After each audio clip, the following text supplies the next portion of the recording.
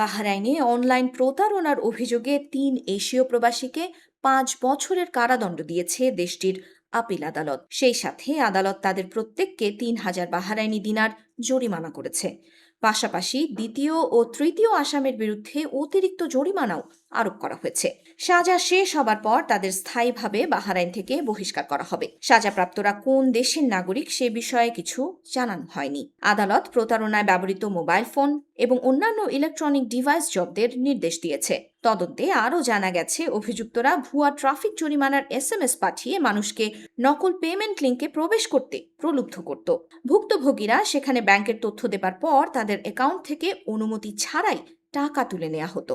এই প্রতারণায় ক্ষতির পরিমাণ ১,৮০০ বাহরাইনি দিনারেরও বেশি। তদন্তকারী সংস্থার মতে এরা সবাই সংঘবদ্ধ সাইবার প্রতারণা চক্রের অংশ ছিল।